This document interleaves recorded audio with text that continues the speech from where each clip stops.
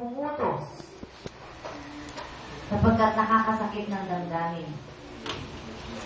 Pero, ano ba ang tunay na pagmamahal? Yung itolerate mo yung mali, o yung masaktan mo yung damdamin ng tao sapagkat mahal mo, ay itinutuwid mo ang mali. Kaya maraming kabataan ang hindi nakararating sa magandang buhay kasi hindi nila alam na napakahalaga pala ng pagrespeto sa magulang. Yung pagsagot ay kawalan ng respeto sa magulang. Yung pagsisinungaling ay kawalan ng respeto sa magulang. At yung hindi nyo pagdala sa buhay nyo ng tama ay kawalan din ng respeto sa magulang. Napagkat ano ang mangyayari sa inyo kapag hindi nyo dinala ng maayos ang buhay nyo? Masisira ang buhay nyo. At ano ang karangalan na makukuha ng magulang nyo sa inyo? Wala, kundi kahihiyan. At ang anak na nagbibigay ng kahihiyan sa magulang ay ano? Hindi pinagpapala ng Diyos.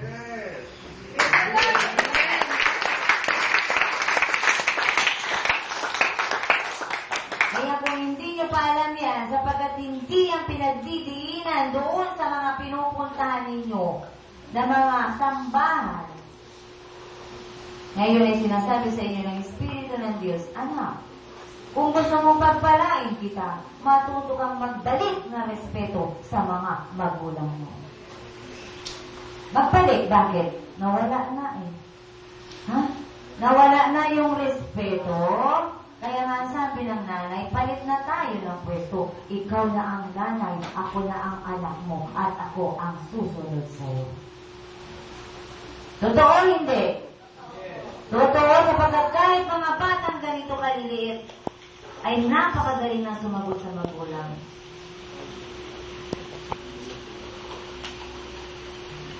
Bago sumunod yan, hingi, piso muna. Walang pagsunod kung walang piso. At karamihan ng magulang ngayon, para wala ng problema, wala ng diskusyon, piso talaga, bisay. O sige na, masusunog din niluluto ko. Bili ka muna na, bawang. Ito ang piso mo. Sumunod ang anak dahil sa piso. At lumaki ang anak mo ang piso.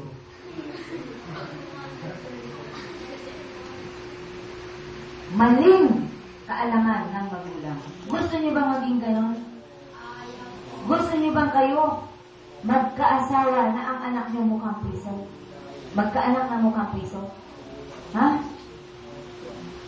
Paano kung wala kang piso? Ibibenta ka ng anak mo para magkapiso siya. At yun ang totoong nangyayari ngayon. Hindi nyo lang alam. Kapag hindi nyo naayos ang buhay nyo, ganyan. Kaya maraming broken marriage. Bakit? Broken family. Dahil yung piso nawawala na sa bulsa. Hinahanap sa bulsa ng iba. Ay may nasumpungang may piso sa bulsa. Doon sumama.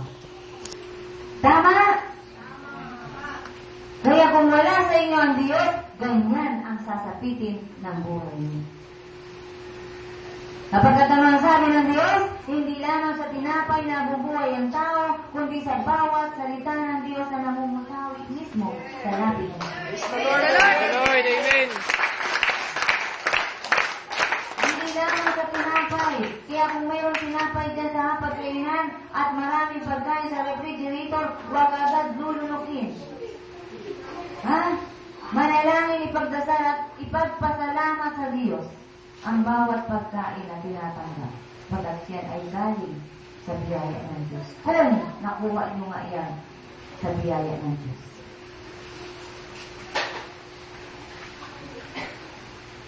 Kaya mga kabataan, ano pa ang kulang? Kapag Diyos na nagtutubig sa inyo, ano pa ang kulang sa buhay niyo? Walang kulang. Kayo lamang ang kulang-kulang. Ha? Ano ang taong kulang-kulang? Kahit kausapin mo yan, walang naiintindihan. Ano ba yung kulang-kulang?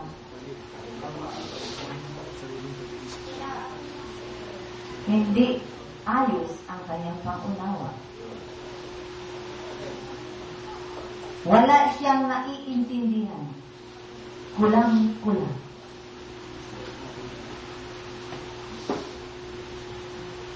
Kayo ba'y ganon? Alam ko, hindi kayo ganon. Kaya bawat salita ng Diyos na naririnig nyo ngayon na ipinahayag sa inyo ay mauunawaan.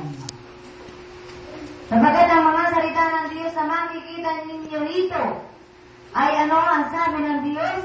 Buhay at mabisa ang salita ng Diyos.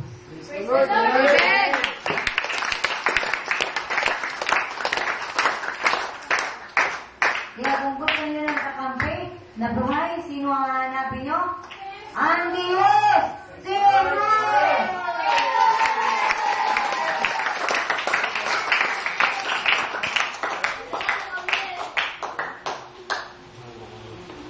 Kaya kung may problema kayo, ngayon magpapasok ka na. Wala kayong pang-enroll doon sa mga gustong mag-aral. Dapat alam nyo, kay God kayo hihingi. Diyos ko, ikaw naman ang tatay ko. Kaya pag-aralin mo ako. Ako po ay nangangako, di na ako magkakating klase. Bigyan niyo pa ako ng isa o last chance na? Gusto ko kasing makapag-aral.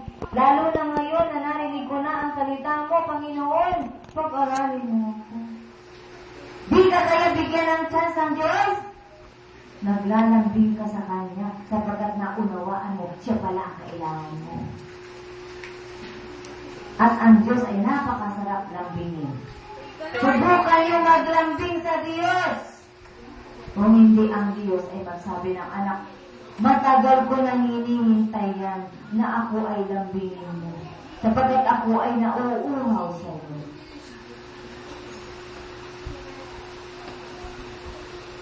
Kaya hindi lang nilalambing niyo yung mga girlfriend at boyfriend.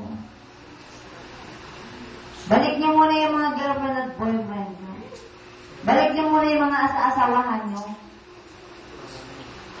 Wala pa kasi sigad sa buhay nyo.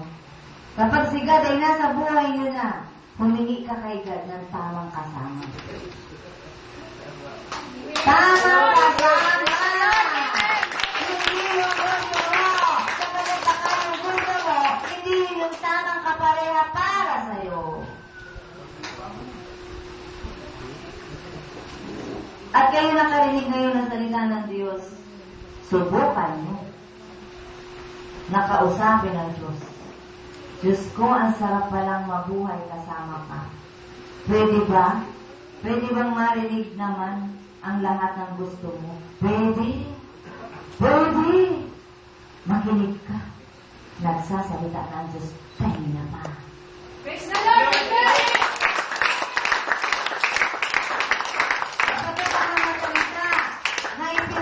Sa inyo ay pag-aari ng Diyos. Ginamit lamang ang aking labi para marinig nyo. Praise the Lord, amen. Ang Diyos sa inyo lahat. Kaya yun ang napakagandang balita sa inyo na kaya kayo pinagpilitan ng mga nagdala sa inyo rito sapagkat gusto rin nila na marinig ninyo yung salita ng Diyos na naririnig nila palagi dito. Praise the Lord! At yun ang regalo mula sa inyo ngayon.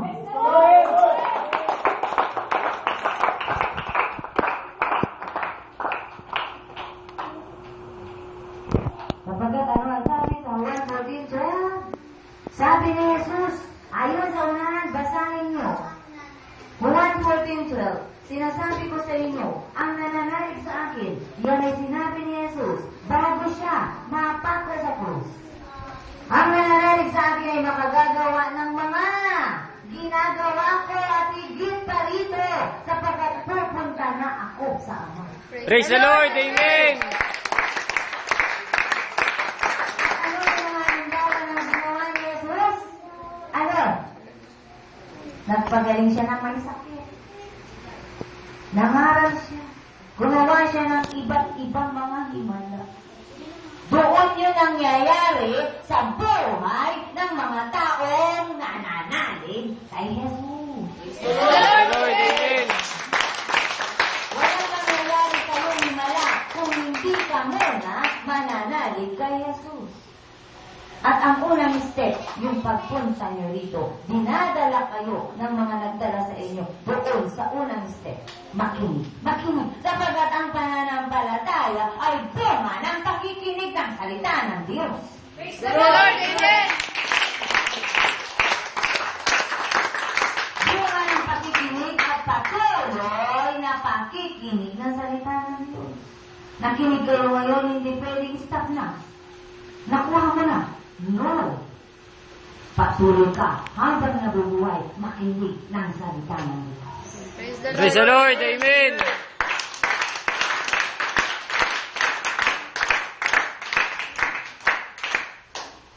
Pananampalataya.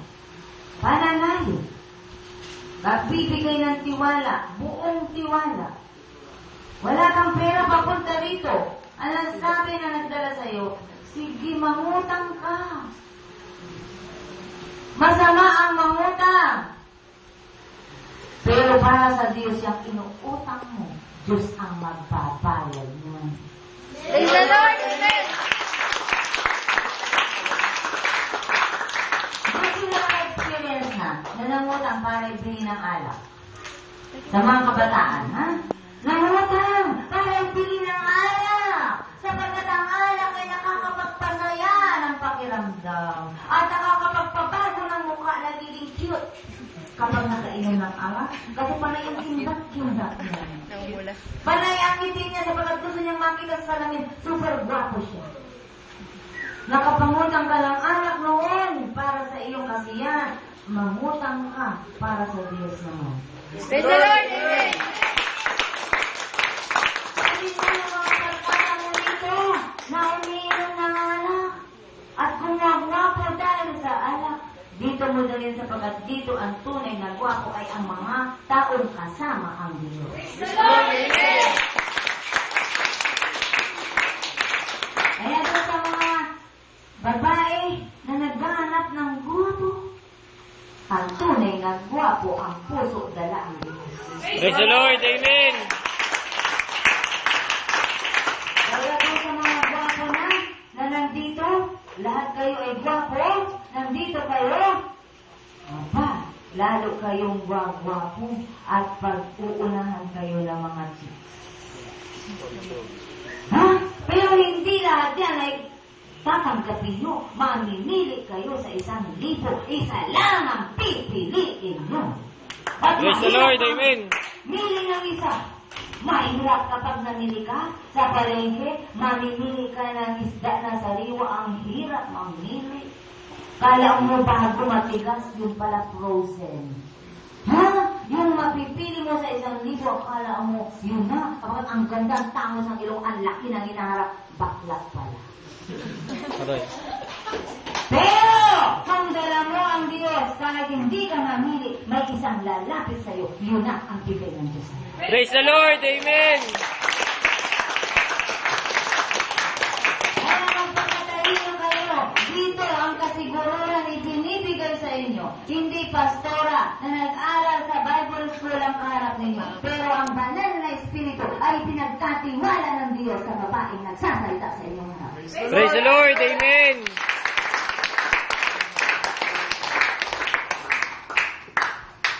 Pagkat yung mga nakasuot ng gawin sa Jesus yan, bugbog sarado. Kaya tanungin na sila kung aalis sila dito, iisa lang ang sagot nila. Hindi sila aalis. Praise the Lord.